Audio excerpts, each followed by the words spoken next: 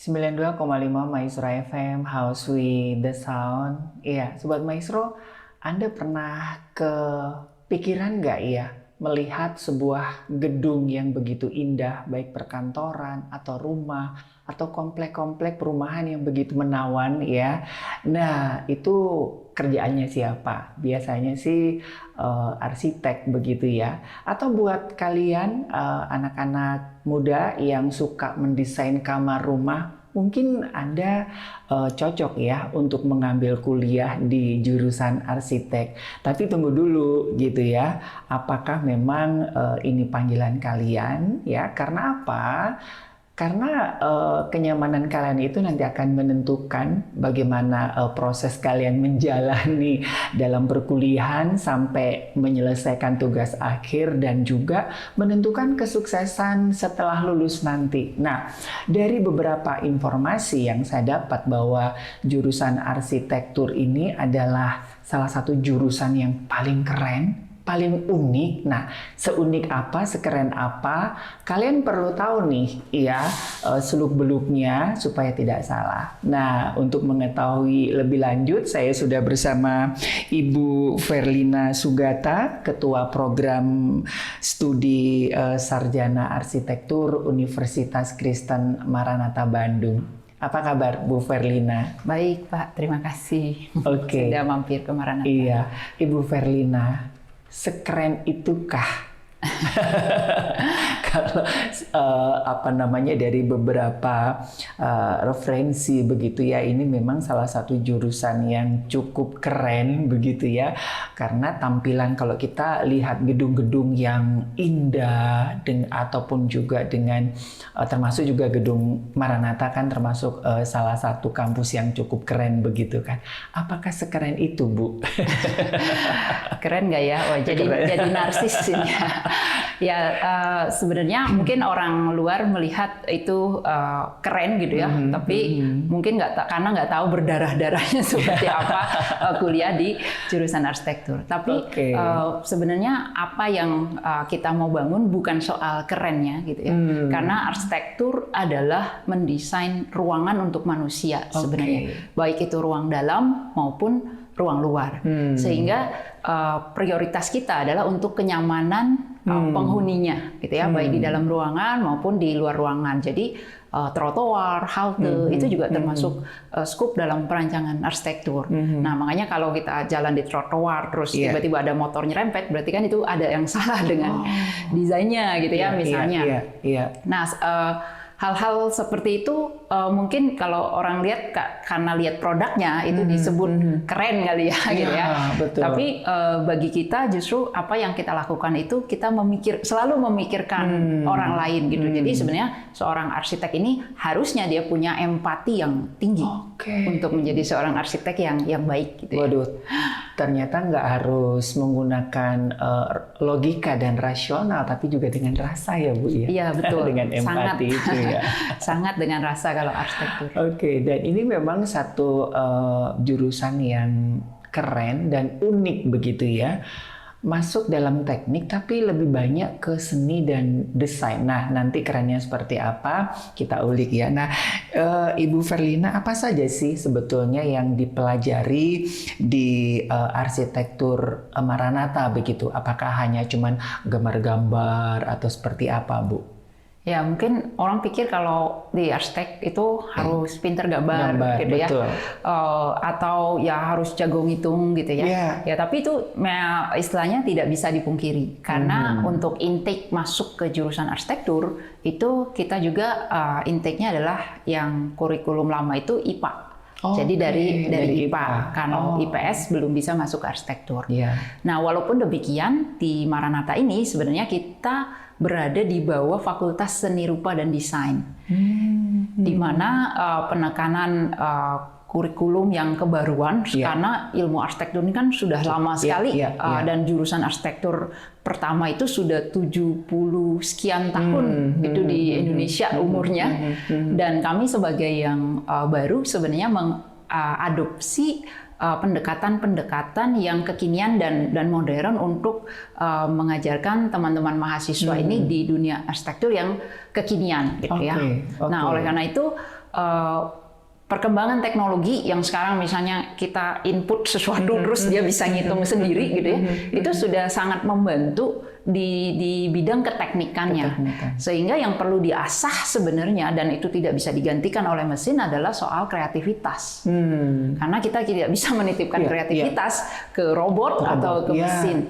Tapi kalau untuk hitungan bangunan, hitungan struktur gitu ya, perhitungan beban itu sudah banyak terbantu sekali dengan aplikasi-aplikasi atau sistem software komputer yang sekarang berkembang. Oke, dan ini termasuk jurusan yang baru ya Bu ya di Universitas Maranatha ini? Iya, kebetulan kami juga baru berdiri 2019. Jadi kami belum punya alumni. Mungkin di tahun depan kami akan baru punya alumni perdana. Nah, oleh karena itu kami menyesuaikan dengan yang katanya sekarang generasi zilenial gitu ya. Nah, itu adalah kami adopsi bagaimana zilenial ini akan berprofesi gitu ya di masa depan. Seperti kita tahu kan banyak profesi hilang juga. Sekarang misalnya seperti kasir, pelayan restoran itu mulai hilang. Nah, kalau dunia arsitektur ini seperti apa gitu kan? Nah, itu juga ada disrupsinya. Nanti kita juga akan lihat prospeknya. Jadi karena kami baru, kami juga merancang kurikulum dengan pertimbangan-pertimbangan seperti disesuaikan dengan kondisi zaman ya, dan kebutuhan dunia dengan prediksi mahasiswa-mahasiswa ini ketika dia lulus dia akan jadi apa dan dunianya akan seperti apa. Karena kita kan mempersiapkan untuk di masa depan. Oke. Nah, Ibu Ferdina tadi sampaikan bahwa nggak hanya melihat hasil gedung yang keren, denah yang keren begitu ya, nggak tahu berdarah-darahnya apa seberdarah itu gitu. Kalau saya baca beberapa masukan dari beberapa teman-teman yang di arsitek itu, waduh ini jurusan yang paling banyak tugas dengan deadline yang saklek begitu kan, dan nggak bisa nebak-nebak, nggak bisa ngarang-ngarang begitu ya. Jadi sepertinya ilmu pasti ya, kalau misalkan nggak bisa IC gitu kan. Apakah seberat itu Bu, sebanyak itu tugas-tugasnya? Kita ngomongin yang ininya dulu ya Bu ya. Ya mungkin kalau kita lihat postingan-postingan mahasiswa arsitektur tuh memang dramatis gitu ya. Ada yang tidur di studio gitu ya. Ada yang tidur di site plan gitu ya, dengan gaya yang aneh-aneh gitu. Tapi kenyataannya ketika saya berkuliah pun ya saya mengalami hal-hal demikian. Tapi balik lagi gitu ya. Ya istilahnya tidak semua orang juga bisa berkuliah di jurusan arsitektur ya. Oleh karena itu ya memang harus memiliki passion yang kuat gitu ya. Apa tujuan kita memang berkuliah di arsitektur. Karena kalau cuman sekedar punya gelar sarjana gitu ya jangan di arsitektur gitu ya. Nanti malah menghambat gitu ya. Karena ya harus bisa lulus on time jadi ini. Tapi kalau kita punya passion, sebenarnya kan kalau orang bekerja dengan passion maka lelah atau apapun itu kan semuanya terbayar gitu ya.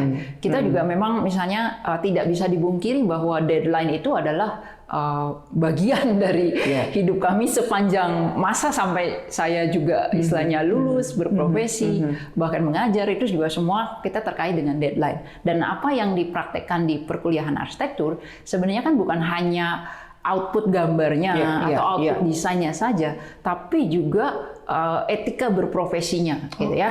Bagaimana kita sudah janji klien akan beres gitu ya. Apalagi klien yang misalnya buka retail komersial gitu kan. Mereka udah bikin grand opening tanggal segini. Kalau kita istilahnya konstruksinya molor dan lain sebagainya, itu akan menghambat dunia banyak orang gitu. Dan tanggung jawab itu memang ditanamkan mulai dari kita berkuliah di arsitektur. Oleh karena itu ya deadline itu bukan buat menyusahkan mahasiswa sebenarnya, tapi untuk melatih kita bagaimana dunia di profesi yang memang sesungguhnya seperti itu. Gitu. Iya. Nah, hal-hal apa saja nih mungkin bagi adik-adik SMA atau yang mau kuliah di jurusan arsitektur yang perlu dipersiapkan, Bu?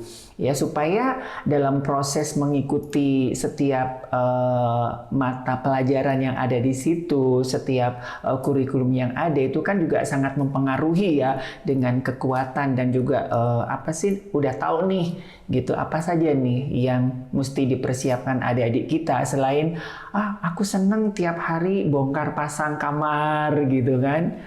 Ya. Yang pertama sih mental dulu ya. Mental itu penting untuk kuliah di arsitektur.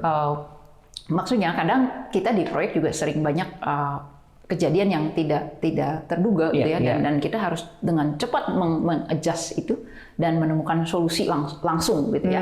Karena kadang-kadang ya lagi pasang dindingnya ambles ya kita harus segera juga mempunyai jadi solusi harus langsung di lapangan cepat, gitu misalnya. Tepat, kreatif gitu ya, inovatif. Iya, dan itu memang dilatih ya secara terus-menerus gitu ya, secara terus-menerus.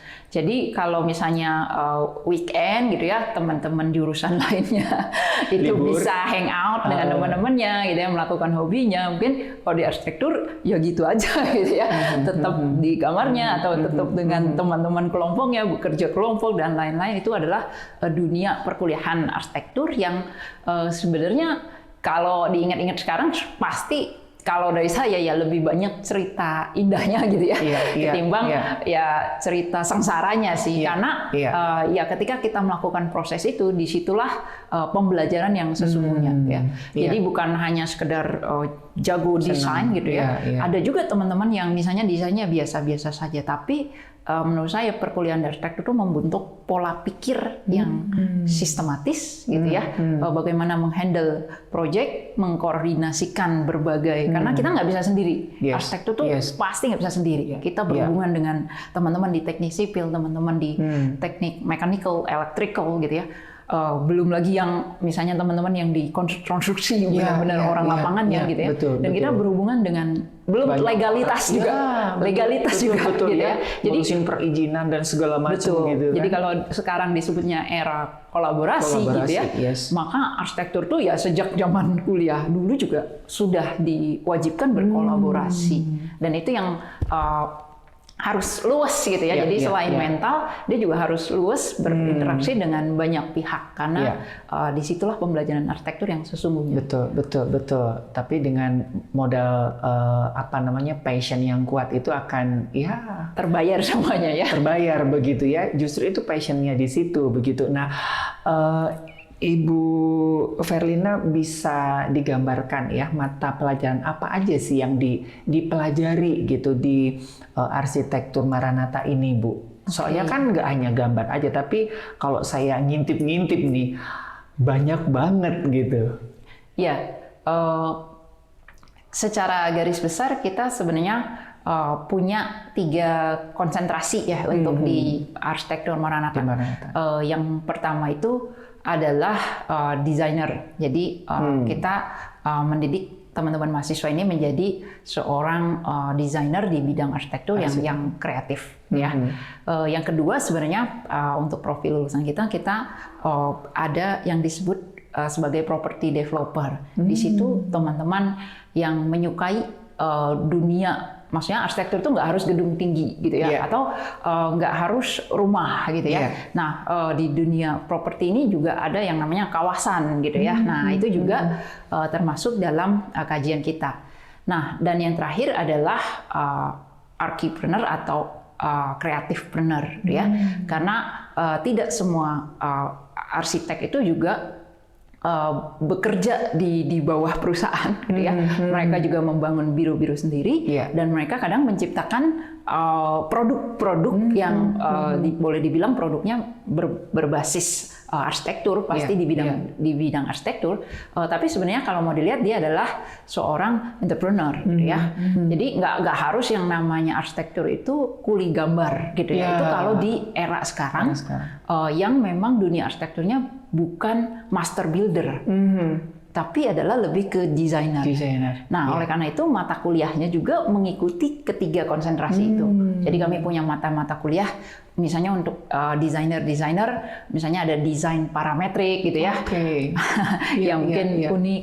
Nah, kami juga ada arsitektur sinematik gitu ya. Nah, itu bagaimana arsitek itu dilihat dari perspektif sinema ya gitu. Karena kita lihat juga banyak reporter yang mendokumentasikan bangunan-bangunan, dan itu biasanya dilihat dari view-nya arsitek kan, karena yang mengerti sudut pandang, itu tadi ya, yang datum gitu. Kalau di kita ada hierarki, nah itu biasanya arsitek. Makanya kenapa film-film yang bangunan itu pasti ada arsitek yang terlibat di sana juga.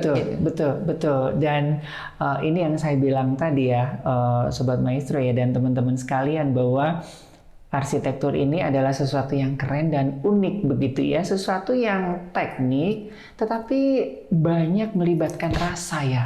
Iya, betul. Itu ya. Jadi kalau misalkan sama kayak sesuatu yang nggak ada rasanya kayaknya, nah itu kan nanti akan dipelajari juga begitu, bagaimana untuk seperti seni teater gitu kata. Iya, betul. Itu karena kan ya. Kalau kalau dari teorinya kan bangunan itu ada venustas, itu keindahan, ada juga utilitas. Coba kalau Bapak tinggal di ruang yang keren, bagus, tapi kamar mandinya nggak ada air, coba. Nah itu kan nggak nyaman juga. Betul. Jadi istilahnya mungkin arsitek ini kepo gitu ya, mikirin dari A sampai Z, gimana orang ini bisa tinggal dan hidup dengan nyaman di sebuah ruangan ya. Iya, termasuk beberapa film-film yang masuk box office itu melibatkan arsitek begitu kan, untuk detailnya ya, kayak film yang lagi nge-boom sekarang begitu ya, dari misalkan ini konsepnya suku ABCD, detailnya konsep era tahun berapa, nanti di rumahnya itu apa aja yang harus ada di situ begitu. Jadi dengan tata letak itu berbicara tanpa harus kita ada narasi begitu. Dan itu juga saya lihat ada beberapa teman yang ketika melihat sebuah gedung, wow, gedung ini berbicara tentang, kok lu bisa sih dari rasanya kelihatan, lu bedain dengan gedung A. Iya ya, gitu. Dan itu diajarkan ya, dan itu memang, nah inilah uniknya di arsitektur ini ya, Sobat Maestro ya, sesuatu yang teknik, tetapi ada berjuta rasa yang setiap bangunan itu unik akhirnya ya. Harusnya bangunan itu kan berbicara gitu ya. Masa kalau kita desain museum, kok kelihatannya kayak bank gitu ya, kan juga. Atau kita mendesain restoran, masa kelihatannya seperti kantor gitu kan. Nah itu kan harus sampai gitu ya, bukan hanya bagi si arsitek, tapi bagi audiens siapapun yang melihat bangunan atau ruangan tersebut. Nah Ibu Verlina, apa yang membedakan arsitektur di Maranatha ini dengan di tempat lain, Ibu Verlina? Ya seperti tadi dibilang, untuk konsentrasi dari kami ada 3, yaitu designer, property developer, dan archipreneur. Jadi kekhasannya di kekhasan di Universitas Kristen Maranatha ini, arsitekturnya adalah berada di Fakultas Seni Rupa dan Desain itu tadi gitu ya. Karena kami sadar bahwa teknologi itu semakin berkembang sehingga harusnya itu kita manfaatkan. Dan kita bisa mengembangkan yang lain yang tidak tadi tergantikan oleh robot, sehingga kami berada di Fakultas Seni dan Desain untuk lebih mengasah problem solving gitu ya, kreativitas gitu ya, dan lain sebagainya. Nah yang kedua mungkin kalau image-nya masuk arsitektur itu harus jago gambar gitu ya, di zaman sekarang sebenarnya itu tidak terlalu berlaku gitu ya. Karena banyak sekali tools gambar yang membuat orang, kita bisa lihat sekarang aplikasi desain grafis yang semua orang bisa jadi desain grafis gitu ya. Nah di arsitektur pun sebenarnya beberapa seperti itu. Jadi orang nih bisa mengakses aplikasi yang dia bisa kok gambar bangunan. Tapi pertanyaannya, apakah itu bisa nyaman untuk orang tinggal untuk sesungguhnya gitu ya. Kalau hanya sekedar gambar, ya bisa aja semua orang menggambar ya. Nah oleh karena itu di arsitektur Maranatha ini bisa masuk tanpa tes gambar. Jadi kita tidak melakukan screening dengan tes gambar. Wah, jadi saya bisa masuk ya Bu ya, saya bisa, Pak. nilai gambarnya karena jelek, kreativitas Bu. itu kan tidak sebatas gambar ya. Okay. Dan kami percaya bahwa gambar itu adalah latihan, itu ya, latihan. Yes, bukan bakat dari lahir. Jadi memang tadi kalau passionnya kuat dan memang dia niat di sini gitu ya, itu teman-teman dosen-dosen di semester dasar itu akan mengajari teman-teman menggambar dari dasar, basic, dari zero sampai hero lah istilahnya seperti itu. Jadi jangan khawatir gitu ya. Kalau misalnya nggak bisa gambar tapi senang arsitektur. Nah sekarang itu sangat memungkinkan gitu ya, sangat memungkinkan karena ya tadi banyak tools dan software yang sudah mendukung kita yang tidak terlalu misalnya atau tidak punya bakat atau tidak punya background itu bisa dibantu dengan hal-hal seperti itu. Iya. Nah ini menjawab ya kenapa arsitektur di Universitas Maranatha ini ada di bawah naungan Fakultas Seni Rupa dan Desain ya, bukan di bawah Fakultas Teknik yang ya. Kalau di tempat-tempat lain itu kan di bawah kebanyakannya teknik begitu. Ya karena itu tadi ya, namanya penjelasannya itu ya. Oke, nah ini yang sering ditanyakan. Nanti jenjang karirnya mau jadi apa? Tapi saya sempat ngulik-ngulik ya Ibu ya, dan Ibu tadi juga sampaikan bahwa arsitektur ini adalah salah satu hal yang nggak bisa digantikan oleh robot dan mesin, dan itu pun juga dari beberapa media yang saya baca begitu ya. Salah satu pekerjaan yang nggak akan hilang sampai bumi berakhir dan nggak bisa digantikan robot. Mungkin tempat-tempat lain bisa digantikan ya dengan robot, tapi ini nggak bisa karena robot nggak bisa memunculkan rasa itu, Bu.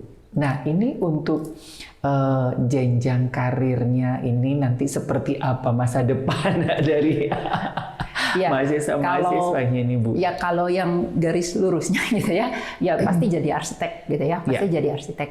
Dan sekarang juga dunia arsitek di Indonesia kan sudah lebih firm gitu ya dibanding dulu yang istilahnya bisa disalip dengan jurusan lain atau bahkan nggak kuliah arsitektur gitu ya. Sekarang di pemerintahan juga sudah ada yang namanya Dewan Arsitek Indonesia, lalu profesi-profesi seperti Ikatan Arsitek Indonesia dan lain sebagainya itu sangat mendukung buat teman-teman yang lulusan sekarang pure menjadi arsitek beneran gitu ya, arsitek beneran. Nah, jadi dengan suasana yang kondusif seperti ini, yang pasti ya jadi arsitek. Tapi arsitek juga sebenarnya banyak genrenya gitu ya istilahnya. Ada yang main di landscaping gitu ya, ada yang mainnya di kawasan urban atau perkotaan gitu ya. Ada yang mainnya di properti gitu ya. Jadi biasanya satu bangun kota mandiri gitu kan ya. Ya itu seperti itu. Itu aja nggak habis-habis kan. Kadang satu zaman sekarang kawasan ini kan kota banyak mandiri dari pemerintah itu banyak mencanangkan desa-desa wisata. Itu kan butuh arsitek kan untuk mendesain itu kan. Betul. Dan arsitek itu kan nggak harus istilahnya bangunannya itu ya dari batu gitu kan, nggak juga kan? Kita juga bisa berkreasi dengan bambu, dengan kayu, dengan kap mobil bekas itu juga ada gitu kan. Nah, sekarang kan orang bangun restoran aja kan juga yang unik-unik begitu kan, itu kan juga butuh. Jadi arsitek nih genrenya juga macam-macam, sangat-sangat luas. Ada yang misalnya memanfaatkan alam gitu ya, jadi pohon bisa jadi dia bangun decking yang untuk villa dan lain sebagainya. Nah, yang lain-lain itu makanya kita punya mata kuliah arsitektur sinematik, itu salah satunya karena era konten gitu ya. Era sekarang itu tapi banyak itu juga maksudnya kalau kita bikin konten yang spesifik arsitektur ya itu memang membutuhkan ilmu-ilmu arsitektur gitu. Jadi bukan sekedar kan. Coba kalau Bapak shoot bangunan atau foto bangunan itu juga mungkin beda perspektifnya dengan kami yang belajar arsitektur gitu ya. Ya cuma sekedar foto-foto bagus dan lain sebagainya. Sebenarnya bukan itu yang kita mau kasih lihat kan, ada hal-hal gitu ya yang mungkin tidak terlihat dari teman-teman yang nggak belajar arsitektur. Jadi sekarang mau jadi content creator itu juga bisa. Mau jadi yang jadi sutradara film pun ada, Pak. Betul. Iya. Yang jadi sutradara film pun ada sekarang gitu ya. Iya, Jadi dan sebenarnya itu kelihatan ya, filmnya itu berbicara sekalipun kan film itu kan nggak harus aktornya ngomong ya, dengan sorotan-sorotan kamera itu kan lebih dapat ya, menyampaikan pesan yang ingin disampaikan jadi dalam memang film itu kan. Istilahnya konsep creator gitu ya, kita itu adalah membuat konsep bagaimana sesuatu itu menjadi lebih menarik gitu. Apapun profesi yang kita jalani gitu ya, ada juga kawan saya yang kerja di mall gitu ya. Ya kalau tiap event dia yang rancang ininya gitu ya. Tapi kan itu nggak terbayang sama kita gitu ya. Mungkin ada juga yang misalnya jadi estimator building, itu kerjanya di bank gitu ya. Nah itu harus bisa membaca gambar-gambar kerja arsitektur, gambar bangunan gitu ya. Dan lain sebagainya. Jadi sebenarnya skupnya cukup luas gitu ya. Jadi bisa dipilih ketika memang sudah lulus gitu ya. Cuman di Maranatha sendiri kami mengkonsentrasikan di 3 itu gitu ya. Jadi sebagai arsitek designer, property developer, dan archipreneur atau creative planner ya. Karena itu jadi arsitek ini nggak harus menciptakan bangunan, dia bisa juga menciptakan hal-hal lain produk begitu, atau ya, jasa atau software bahkan. Kan software yang dibuat untuk mendesain juga pasti ada keterlibatan arsitek di sana ya, untuk membantu supaya orang lebih mudah lagi membuat sebuah rancangan arsitektur. Oke. Jadi memang modal dasarnya diberikan ya di arsitektur Maranatha. Nanti pengembangannya itu kan juga tergantung dari rasa dan juga kreativitas, inovasi dari masing-masing pribadi ya Bu ya. Iya, dan sebenarnya di era sekarang yang cepat berubah katanya gitu ya, kemarin kita ada gathering sama yang di Amerika juga arsiteknya. Dia bilang kita bahkan nggak tahu loh nanti anak-anak ini lulus ada profesi baru apa gitu ya di bidang arsitektur. Nah tapi yang kita perlu sediakan adalah bekalnya gitu ya, bagaimana mereka bisa survive di dunia yang mungkin profesinya belum ada sekarang, ya, tapi mereka tetap bisa berkompetisi, survive di dunia profesinya yang baru. Iya.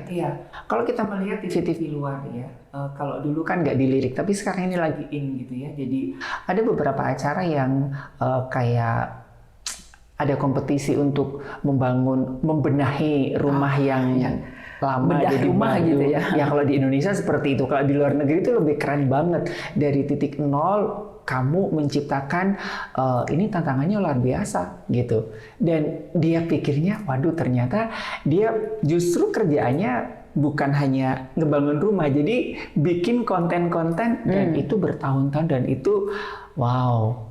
Itu hampir semua stasiun televisi luar itu lirik dia, Bu.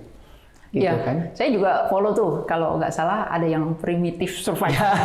Itu juga menarik loh. Dan itu sebenarnya arsitek banget. Arsitek banget gitu ya, bagaimana dia membangun. Arsiteknya dari mana, Bu? Dari kreativitas dan inovatif untuk bagaimana dia membuat bagaimana dia memanfaatkan alam sekitar itu menjadi satu ruang untuk beraktivitas. Itu aja sudah disebut sebenarnya menciptakan arsitektur. Dan termasuk ini Bu ya, yang ini bisa diceritakan Bu, ini konsep seperti apa? Balai Barungan. Jadi ini kebetulan memang ada satu kompetisi gitu ya, tapi ini kebetulan dosen-dosennya yang ikut gitu ya. Jadi di timnya waktu itu yang mendesain sebuah resort gitu ya di tepi pantai. Nah itu juga jadi ada juga mungkin arsitek yang berprofesi di dunia pariwisata. Bagaimana? Karena bukan hanya bangunannya sebenarnya, tapi lingkungan di sekitarnya ini juga sebenarnya adalah bagian dari arsitektur, gitu ya. Bagaimana kalau ini pohon kelapa butuh ditebang atau tidak, gitu ya? Atau lagi punya proyek di Bali yang katanya nggak boleh lebih tinggi dari pohon kelapa, gitu ya, misalnya. Itu seperti apa, gitu ya? Atau di sana ada existing pura, atau kita dapat site atau lahan yang kadang-kadang ada kuburan keluarganya gitu. Betul. Nah itu juga jadi jadi poin-poin critical point untuk kita problem solving gitu ya. Nah di situ butuh kreativitas, bagaimana tidak saling bertabrakan, tapi sinergis gitu ya, buat ya orang hidup di sana dengan nyaman. Iya, jadi artinya peluang untuk dalam tanda kutip pekerjaan setelah lulus dari jurusan arsitektur itu banyak banget Sobat Maestro ya. Mau jadi apa aja bisa sebetulnya ya, karena modalnya ya tadi ya sudah diajarkan ya, jadi tidak hanya urusan gambar dan juga membangun, tetapi juga menciptakan kreativitas baru gitu ya, yang kita nggak tahu ya 5 tahun 10 tahun ke depan ya. Nah, Ibu Verlina, untuk kerjasama begitu, apakah ini kan Ibu Verlina sampaikan bahwa di arsitektur ini kan, dan kita tuh kan era untuk berjejaring ya. Nah, apakah ada kerjasama dengan perusahaan-perusahaan atau juga dengan universitas lain begitu di arsitektur Maranatha ini, Bu Verlina? Oke, kebetulan kita kan sekarang menjalankan kurikulum yang namanya Merdeka Belajar Kampus Merdeka. Gitu ya. Jadi itu memang menuntut kita bekerja sama dengan berbagai pihak gitu ya. Jadi apakah itu dari industri, misalnya industri bahan bangunan, mulai dari misalnya industri panel aluminium, cat gitu ya, beton gitu ya, dan sebagainya. Lalu dari mitra sosial pun kami ada gitu ya. Jadi proyek kemarin kita menjalankan bersama Yayasan Arsitektur Hijau Nusantara gitu ya. Nah, mungkin pernah dengar juga misalnya namanya sekarang lagi tren ya sejak era pandemi ini kan, yang namanya green design, sustainable design, sustainable design gitu ya. Itu di mana ruang-ruang yang tadinya kantor-kantor ini tertutup dengan air conditioner gitu ya. Sekarang mulai direnovasi, gitu ya. Dibuka karena katanya ya itu kan sirkulasi udara di dalam. Jadi bukan sekedar bagus gitu ya, karena tadi bagus tapi tidak fungsional, ya itu juga kan orang nggak akan huni.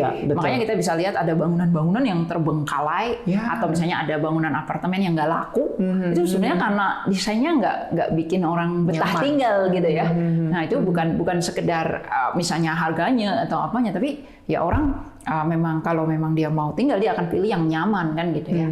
Nah, untuk itu mitra-mitra yang tadi dalam hal untuk green design, kalau Yayasan Arsitektur Hijau Nusantara ini malah ke sosial. Jadi yayasan ini banyak mendesain untuk penderita TBC gitu kan, yang biasanya justru problemnya bukan dikasih obat terus sembuh, tapi rumahnya itu harus sehat gitu ya. Jadi dia punya konsep rumah sehat gitu kan. Nah, itu juga bekerja sama dan anak-anak jadi belajar kan bagaimana membuat sebuah rumah sehat, walaupun rumah sehat ini skalanya kecil gitu ya, bukan bangunan menjulang tinggi yang besar.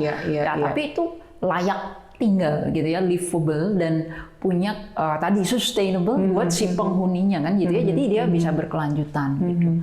Nah, satu lagi mungkin mitra-mitra pendidikan gitu ya. Jadi untuk kerjasama dengan universitas lain mungkin lebih banyak ke webinar, karena kami juga tergabung di APTARI, Asosiasi Perguruan Tinggi Arsitektur Indonesia. Kami anggota APTARI juga, dan kami juga sekarang kemarin menjadi member akademik di FIA-BCI. Jadi itu adalah apa ya?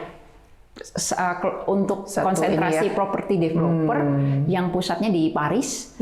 Jadi sering menyelenggarakan berbagai kegiatan. Cuman karena kami dari institusi pendidikan, jadi kami adalah member di bidang akademiknya saja gitu. Mungkin seperti itu untuk mitra-mitra kami. Oh, jadi keren ya. Jadi memang ini era berkolaborasi begitu ya. Jadi tidak eksklusif ya Sobat Maestro ya. Nah, kira-kira adakah mata kuliah yang jadi unggulan di arsitektur Maranatha ini, Ibu Verlina? Untuk mata kuliahnya tadi sudah disebut beberapa ya. Kami punya BIM gitu ya. Jadi untuk sekarang untuk bangunan-bangunan yang modelingnya secara otomatis dihitung, itu lalu punya arsitektur parametrik, arsitektur sinematik gitu ya. Itu untuk yang konsentrasi arsitek. Tapi untuk yang property developer kami juga punya mata kuliah penataan kawasan, punya mata kuliah pengembangan perumahan gitu ya. Dan untuk archipreneur sendiri kita punya mata kuliah ya bisnis properti gitu. Jadi bukan hanya mempelajari dari sisi keteknikan saja untuk menggambar, tapi juga bagaimana nanti running bisnis di bidang arsitektur, karena mungkin saja ada mahasiswa-mahasiswa kami yang akan menjadi atau mendirikan kantor-kantor sendiri kan gitu ya. Iya, dan mungkin juga apa ya, karena kan ini kan namanya dunia arsitek ini kan terus berkembang begitu ya, orang fashion aja juga berkembang, apalagi ini properti begitu ya, tempat tinggal, tempat wisata, apalagi dari pemerintah juga banyak menggalakkan untuk desa mandiri, desa wisata, tentunya ini kan prospeknya berkembang dan ya tentunya ini kan juga mengikuti itu ya Bu ya. Tapi intinya kan di arsitektur Maranatha sudah dibekali dengan apa yang bakal terjadi ya dengan future masa depan dari kearsitekturan ini ya Bu ya. Ya itu ya keunggulan juga karena kami program studi baru, jadi bisa lebih kekinian gitu ya kurikulumnya, sehingga memang dipersiapkan buat masa depannya teman-teman mahasiswa yang kuliah di sini. Oke, nah untuk program arsitektur sendiri di Universitas Kristen Maranatha ini Bu, ada fasilitas-fasilitas apa Bu? Apakah ada, ini berapa tahun Bu? 4 tahun ya, tetap 4 tahun ya untuk untuk S1 ya, programnya sebenarnya 4 tahun, tapi kalau misalnya nanti ada akselerasi yang untuk bisa sampai 3,5 tahun itu, tapi karena kami baru gitu ya, nanti lama-lama akan kita coba menyesuaikan. Oke, nah ada fasilitas lain nggak? Misalnya seperti beasiswa atau kemudahan gitu, Ibu Verlina? Yang pertama sih fasilitas untuk pembelajaran gitu ya. Kebetulan kita lagi syutingnya di ini nih, di laboratorium bersama. Ini tempat perkuliahannya di sini atau hanya? Iya, termasuk. Ini adalah laboratorium bersama untuk fakultas, jadi ada mesin plotter, ada 3D printer, ada CNC router gitu ya untuk cutting, bikin modeling fasad gitu misalnya, jadi dan ada rendering farm rumah. Bikin itu ya Nye? Bisa untuk bikin maket, bisa untuk bikin modeling fasad atau bentuk gitu. Lalu ini yang komputer besar ini adalah rendering farmnya gitu ya, karena biasanya kalau kita ngerender itu kan ditinggal tidur, ditinggal ngopi gitu. Karena komputernya itu juga spek tinggi gitu ya, dan itu difasilitasi di fakultas kami. Lalu kami juga mempunyai alat yang mungkin nggak tampak ya, ada di lemari itu. Misalnya seperti tadi yang untuk kebutuhan green design, bagaimana kita mengukur desibel suara. Jadi kan kita juga mendesain ini bagaimana ini bisingnya, sehingga ini itu harus kita jadikan kaca atau kita jadikan dinding penuh gitu kan. Itu juga pengaruh ke lingkungan. Nah itu diukur yang namanya kaca, cahaya gitu, ada lux meter, ada sound meter gitu ya. Nah itu anak-anak juga diajarin, dan kami punya alat-alat untuk membantu mahasiswa lebih paham gitu ya dalam kuliah sistem bangunan. Nah itu dalam sistem bangunan kita akan belajar seperti itu. Lalu fasilitas lainnya mungkin ini lebih ke orang tua mahasiswa itu adalah di tahun ini ada program beberapa beasiswa sebenarnya di arsitektur, tapi beberapa sudah tutup juga gitu ya. Ada beasiswa Jarum kalau nggak salah sama OSC, tapi tanggalnya sudah tutup. Nah kalau yang masih dibuka itu adalah beasiswa yang sampai akhir Agustus nanti. Agustus 2022. Itu adalah potongan biaya kuliah. Potongan biaya kuliah hingga 30 juta. Wow, 30 juta. Iya, jadi kalau biasanya mahasiswa regulernya kuliah dengan total gitu ya, total biaya kuliahnya 53 juta, dipotong 30, wah, jadi hanya 23. Iya. Wow. Jadi dengan fasilitas tadi yang sangat berkualitas. Dan dosen-dosen yang sudah berpengalaman tentunya, termasuk Ibu Verlina sendiri. Ya, karena beberapa dosen kami juga memang sudah sertifikasi kan gitu ya, baik dari profesi maupun sertifikasi dosen. Oke, jadi ini pembukaannya mulai kapan dan ditutup sampai kapan ini, Bu, untuk yang arsitektur? Untuk yang arsitektur, yang untuk beasiswanya sih sampai akhir Agustus. Akhir Agustus. Jadi buat teman-teman yang mau cari lebih lanjut bisa juga ke website kami. Gitu. Oke, ke ini ya, artmaranatha.edu. Iya. Oke, nah jadi bagi orang tua ataupun juga buat bagi adik-adik ya SMA yang mungkin aku mau kemana gitu ya. Nah mungkin dimulai dari hobi ngatur-ngatur kamar begitu ya. Mungkin itu passionnya di arsitektur dan sudah dijelaskan Ibu Verlina bahwa arsitek ini masa depannya panjang ya Bu ya. Iya. Jadi kemarin saya ikut juga seminar Kemenparekraf gitu. Ya kalau bidang arsitek itu dia termasuk masih most wanted profesi gitu ya, profesi yang dicari banyak. Betul. Dan di Indonesia sendiri, karena Indonesia ini masih membangun, bisa kita lihat pemerintah kita nih bangun terus itu entah kereta cepat, entah LRT gitu ya, dan lain sebagainya. Nah infrastrukturnya memang dikerjakan oleh teman-teman di konstruksi, tapi kan ruang-ruang misalnya ada haltenya, ada itu semua dikerjakan oleh teman-teman yang di arsitektur gitu ya.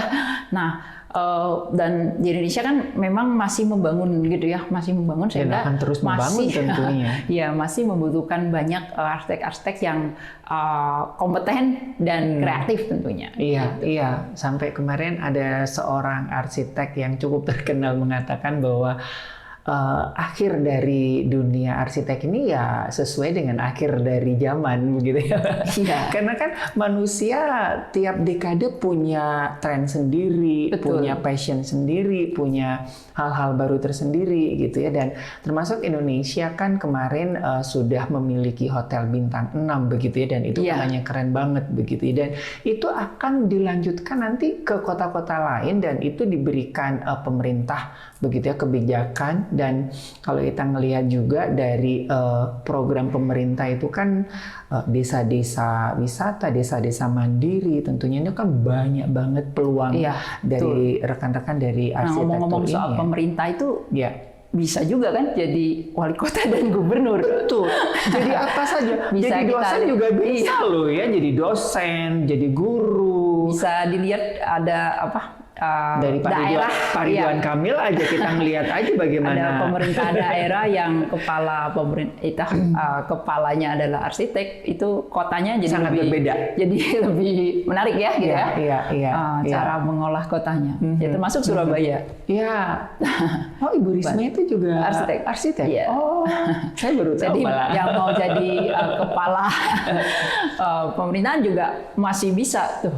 Tapi itu sangat beda loh Bu ya rasanya itu, dan nggak bisa kan kalau udah ngomongin arsitek ini kan juga ngomongin tentang budgeting segala macam begitu ya. Kalau orang dia udah tahu di arsitek nggak bisa nih harga segini tuh nggak begini gitu kan. Ya jadi memanage sebuah proyek itu juga termasuk skill yang diajarkan di dunia arsitektur. Oke, nah Ibu Verlina sedikit spoiler ya dari perkembangan arsitektur terkini gitu kan. Ini seperti apa Ibu Verlina? Kalau saya melihat ini kan trennya kan ada yang retro lah, apalah gitu. Nah untuk ke depan-depannya seperti apa nih? Kalau saya melihat yang terbaru justru yang namanya kinestetik arsitektur gitu ya, itu kalau dari perspektif saya sih. Kalau yang sustainable sebenarnya sudah lama, tapi kan karena ada pandemi jadi lebih digadang-gadang ya. Tapi sustainable itu bukan tren lah, kalau menurut saya itu adalah keharusan gitu ya.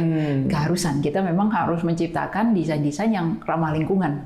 Masa kita bangun bangunan terus tetangga di sebelahnya menjadi menderita sih gitu ya. Misalnya tetangga sebelah jadi nggak dapat matahari, itu banyak loh Kalau bangunan tinggi kan, betul. kalau bangunan belakang itu yang betul. rumah rendah itu nggak dapat matahari, nggak dapat penghawaan yang cukup, udara juga gitu, semua terhalang. Nah makanya desain itu harus mengakomodir lingkungan. Nah, kalau kinestetik arsitektur sebenarnya lebih ke pemanfaatan teknologi gitu ya. Jadi arsitektur itu bukan benda mati yang berdiri gitu ya. Bisa kita lihat misalnya ada hotel di Dubai yang bisa berputar gitu ya. Jadi hari ini kalau kita nginep di hotel itu pemandangannya misalnya pantai, besok kita pemandangannya kolam renang gitu ya. Nah itu menjadi menarik gitu ya. Termasuk kalau itu digabungkan green design dan kinestetik itu menjadi satu solusi yang sekarang banyak gitu ya modelnya, misalnya jendela yang bisa berputar gitu ya, atau sunroof untuk atap gitu ya, karena biasanya matahari yang paling terang itu misalnya dari atap itu jadi bisa dibuka ditutup, karena kan setiap negara itu punya musim yang berbeda gitu ya. Kalau misalnya musim panas, musim hujan, jadi bisa di treatment gitu ya, jadi nggak sekali pasang atap terus saja begitu. Sekarang makanya ada atap dibuka ditutup, gitu. Ada jendela berputar, jendela bahkan lantai pun berputar kan gitu ya. Nah itu yang menurut saya satu pemecahan gitu ya. Satu pemecahan ya, bagaimana apalagi lahan makin terbatas gitu ya, kalau di properti ini di marketing itu kan misalnya ya view pantai harganya sekian gitu ya. Kalau view ini kalau dia berputar tuh menjadi lebih apa ya, rasa keadilan sosialnya jadi bisa dirasakan buat semua orang, karena view itu kan sebenarnya tidak bisa dipatok, ini view saya gitu kan ya gitu ya. Nah itu jadi arsitek punya tanggung jawab juga loh di sana. Rupanya. Ini menarik banget ya. Nah, Ibu Verlina, untuk arsitektur ini apakah ini universal? Karena kan seperti Ibu Verlina tadi sampaikan ya, setiap negara punya musim yang berbeda dengan ataupun juga dengan kultur yang berbeda begitu. Apakah arsitek ini bisa nanti dibuat universal begitu, atau yang nggak bisa, ini mahasiswa Indonesia ya nggak bisa dipakai di Timur Tengah misalnya yang padang gurun begitu, Bu? Harusnya sama gitu ya, harusnya sama. Cuma memang kebanyakan kita kan latihannya di Indonesia sehingga objek-objek studi yang kita pilih kan biasanya justru adalah lebih kaya real project yang di Indonesia. Iya. Lebih kaya kan? Lebih kaya dalam sisi budaya gitu ya misalnya. Jadi kita kalau misalnya membangun hotel di misalnya di Sumatera Barat gitu ya, pasti nggak, walaupun nama hotelnya sama gitu ya, di grup yang sama, tapi beda sama yang di Jogja gitu ya, biar orang kan inget juga ya. Kalau saya pernah nginep di hotel di Sumatera Barat, nih beda loh sama di Jogja gitu ya. Ya apapun, dari sisi apapun. Nah harusnya sih kalau kita bilangnya adaptif mungkin ya. Jadi arsitek itu harus adaptif gitu ya, sehingga dia bisa menyesuaikan mengakomodir kearifan lokal ya. Iya, karena kalau kita mendesain hotel untuk misalnya orang barat juga berbeda sama orang timur kebiasaannya. Gitu kan. Entah kamar mandinya, entah apanya itu sebenarnya nggak sama 100%. Ukuran tubuhnya juga sebenarnya berbeda-beda. Betul. Jadi makanya misalnya meja kita ukuran segini, tapi kalau di luar biasanya modulnya berbeda gitu. Nah, tapi kalau saya mau menyoroti kata universal tadi, kami juga sebenarnya buat teman-teman yang difabel, maaf gitu ya, itu juga dipikirkan sampai situ teman-teman. Yes. Jadi bagaimana teman-teman tadi misalnya masuk, kalau tadi lewat gedung bawah ada tangga banyak, ya teman-teman nggak bisa lewat di sana. Tapi itu sudah didesain, ada di sebelah kirinya itu khusus, ada jalur khusus, sehingga itu yang disebut desain itu universal ya, karena buat siapapun dia nyaman. Bukan cuman kita yang misalnya bersyukur kita dengan hidup yang normal, tapi ada teman-teman yang kesulitan seperti itu, harus pakai kursi roda dan lain-lain, itu juga dipikirkan loh. Dipikirkan bagaimana akses dari luar, dari parkiran misalnya, nyampe ke dalam bangunan. Gitu. Oke, aduh, ini nggak terasa loh Ibu Verlina. Yo, sebetulnya saya kepingin banyak ngobrol nih. Ini dunia baru dan ilmu baru. Nah, apa yang ingin Ibu Verlina sampaikan kepada sobat-sobat maestro, adik-adik yang mungkin mau kuliah begitu?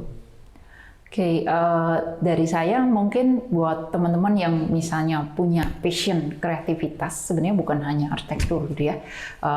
Itu sebenarnya bisa berkuliah di jurusan arsitektur, misalnya awalnya nggak kepikiran mau jadi arsitek, karena ya di zaman sekarang ini profesi sangat beragam gitu ya. Tadi arsitek sendiri banyak sekali genrenya gitu ya. Sehingga yang dibutuhkan hanya sebenarnya passion, dimana kalau kita memang menyukai dunia kreativitas gitu ya, masalah soal skill menggambar gitu ya, perhitungan teknik konstruksi sederhana itu akan diajarkan dan tidak perlu khawatir karena tadi banyak software yang mendukung, sehingga itu sudah sangat membantu sekali pekerjaan yang dulunya harus dihitung secara manual gitu ya, atau digambar secara manual. Sekarang kalau revisi gambar kan jadi cuman mengganti bagian itu. Kalau dulu kita manual ya ganti lagi lembarannya, keluar lagi beli kertas kan gitu ya. Kalau sekarang kan sebenarnya jauh lebih mudah, lebih ekonomis gitu ya. Yang penting memang menyukai dunia di arsitektur, dan satu lagi bukan hanya passion gitu ya. Teman-teman yang sekarang juga bergabung, mereka punya jiwa hard work-nya itu kelihatan gitu ya. Dan satu lagi sebenarnya arsitek tadi gitu ya, dia adalah selalu memikirkan orang lain gitu ya, sehingga teman-teman katanya justru generasi muda-muda ini punya empati yang lebih baik gitu ya dibanding generasi sebelumnya. Itu silahkan saja bergabung dengan kami gitu ya, karena di situ juga bisa mengekspresikan empatinya. Betul, gitu. betul. Dan tentunya memanfaatkan beasiswa 30 juta ya sampai akhir Agustus 2022 begitu. Jadi lumayan Sobat Maestro, jadi hanya bayar 23 juta saja ya. Iya. Bisa menjadi sarjana arsitek. Ya, jadi sarjana arsitek. Oke, Ibu Verlina, terima kasih buat kesempatannya. Iya, sama-sama. Dan ya semoga ini bisa menjadi salah satu insight ya bagi Sobat Maestro yang mungkin ingin melanjutkan kuliah. Dan ini adalah salah satu jurusan yang unik, menarik, dan keren banget. Panjang banget ya untuk jenjang karirnya. Silahkan nanti Anda bisa melihat informasinya ya di website art.maranatha.edu atau di Join Maranatha kalau untuk promo-promo beasiswanya. Oke. Baik, sekali lagi Ibu Verlina sebagai Ketua Program Sarjana Studi Arsitektur Universitas Kristen Maranatha Bandung. Terima kasih buat waktunya. Ya, terima kasih. Dan Sobat Maestro, ditunggu ya buat Anda yang mungkin mempunyai passion di arsitektur. Baik, selamat melanjutkan aktivitas Anda dan sampai ketemu di Universitas Kristen Maranatha Bandung. Saya Ari dan Ibu Verlina mohon pamit. Terima kasih.